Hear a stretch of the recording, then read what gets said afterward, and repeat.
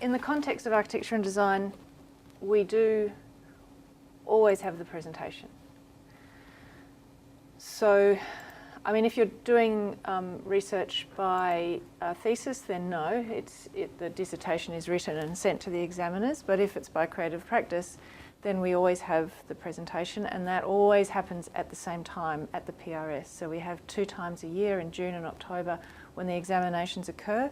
And that means that has implications on who the examiners are, because we fly a whole lot of people to Melbourne for the examinations, and many of them will do 2 examinations, for instance. And so there's a sort of an economy issue at work there, so we have to sort of make this work. What it means is that we have a kind of, basically a festival of examinations in that, and it's very public. The relationship between the 3 components, as Lorraine was pointing out in hers, is very much about 3 parts of a whole. So it is possible, for instance, for, I think, where the connections between some piece of work and the dissertation aren't entirely clear, for that to be resolved in the presentation. And the presentation often glues things together. Often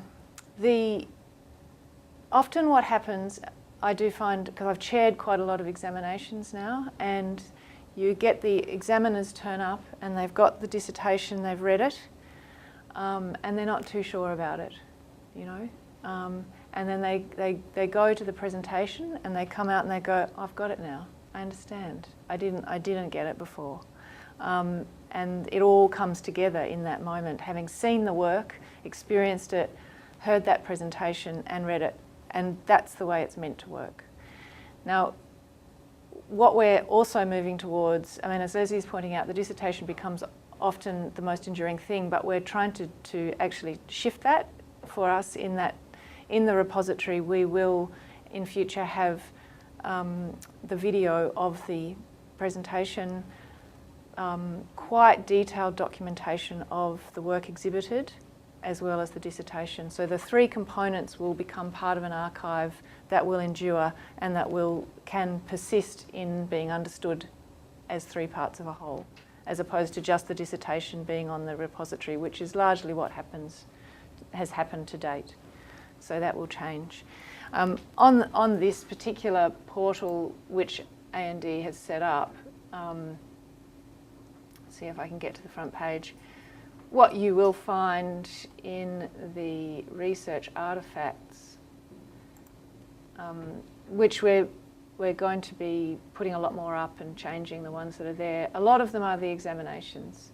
So if any of you want to go and look at the examinations that people have done, then I think at the top here there's, you know, or if you just want to look at examinations, you can do that. So these are all the videos of people being examined.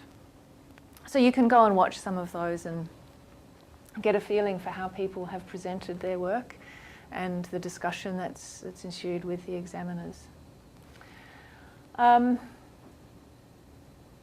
think a few other things I just wanted to add was, when you're examining, very often what you do is you read the introduction. When you get the dissertation, you read the introduction and then you read the conclusion, and then you find your way through the middle. So those sort of bookends of the written text do frame it very, I think, in a very important way. And you're kind of looking for then evidence of how one moved from that introduction to that conclusion through what's in between. Bear in mind also, when you're putting together a dissertation, that your examiners are very unlikely, because most academics are very busy, they're pulled in many different directions, they're very unlikely to sit down and read the thing from cover to cover in one sitting, or even across a day or 2. It's usually read across a couple of weeks in bits and pieces. Often you might try to find, you know, one full day where you can dedicate yourself to it, and then you come back to it again when you're writing the report and that sort of thing. But you need it to speak to, you need it to be accessible, and I think that's the introduction and the conclusion particularly the introduction, is to frame what's happening in there very, very well and very thoroughly, so that the examiners can access it easily. And I think Lorraine was talking quite a lot about that.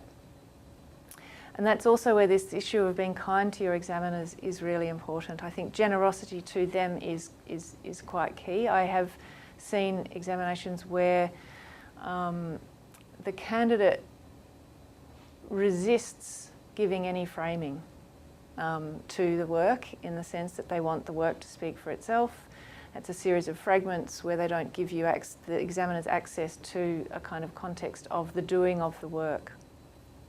And that's I think makes it very hard and that's why you need your supervisors and people from the outside to give you that insight into what they're finding difficult to access, so that you can give it to the examiners in the things that you provide. So the examination process with us, obviously, the exhibition is something that is done after the submission of the dissertation.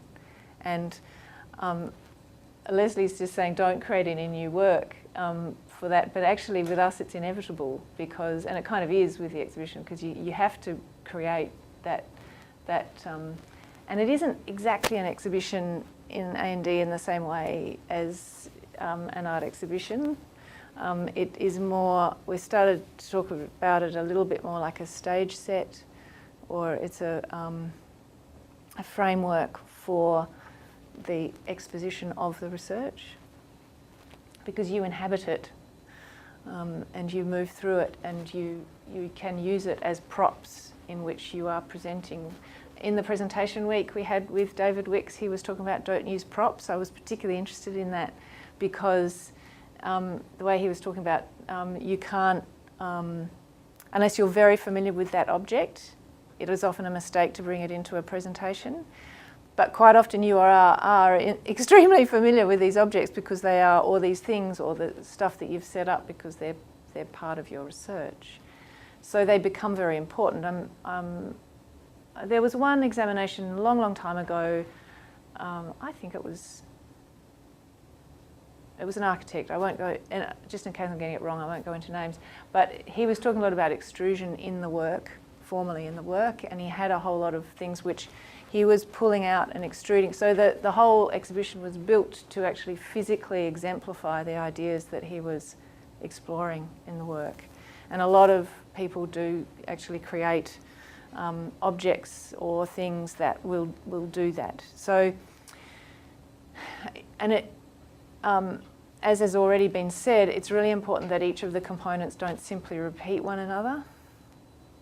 You need to think about what can a written text do that a verbal presentation can't, and vice versa, as well as what can the project work do and its physical, tangible presence, etc. What can that do that the others don't? I think all of the different components are good at doing different things in bringing forth and making clear the research that you've been doing. And so it's about juggling and working that out and becoming clear. And I also think that this thing about the aesthetics of what you're doing is actually really important, because even in the layout of the document and the font that you use and all of this stuff, and it does come back to this thing of finding your voice. And I don't know, when I was doing my PhD, I remember the moment where I felt like I'd found my voice. It was a very clear moment. I don't know that it's always that clear for everyone, but there was one paper that I was writing, and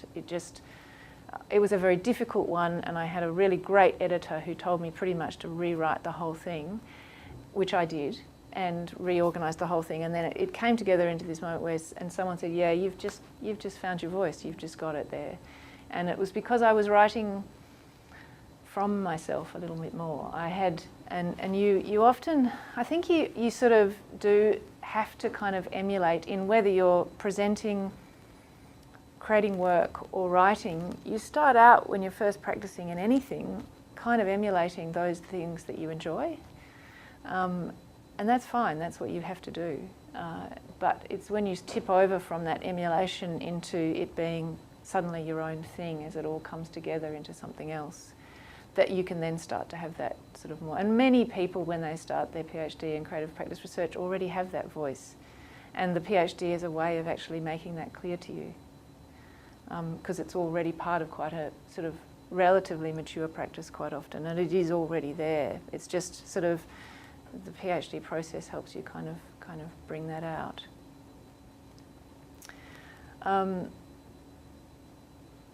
I have, in terms of my experience as an examiner, I find it's a very odd process.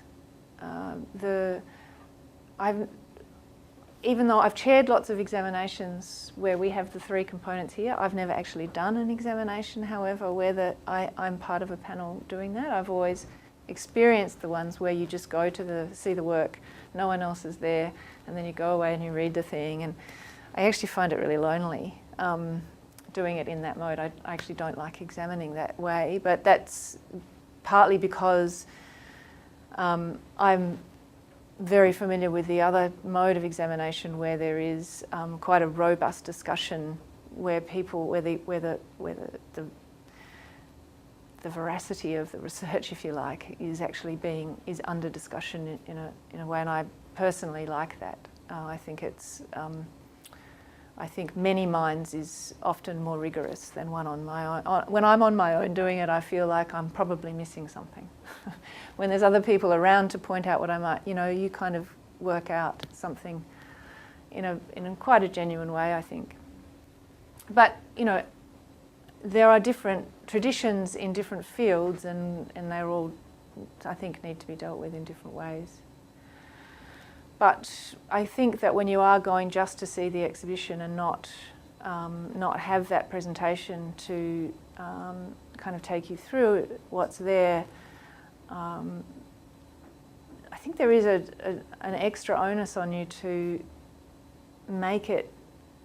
Well, I think that's what Leslie's talking about with the coherence of it. It really has to be coherent on its own in that way, which isn't quite so important in the other models when there's the presentation, because they all get glued together through each other. But I have gone to some exhibitions where I've actually been quite frustrated by the work because I can't work out how to access it necessarily in the way that they want me to.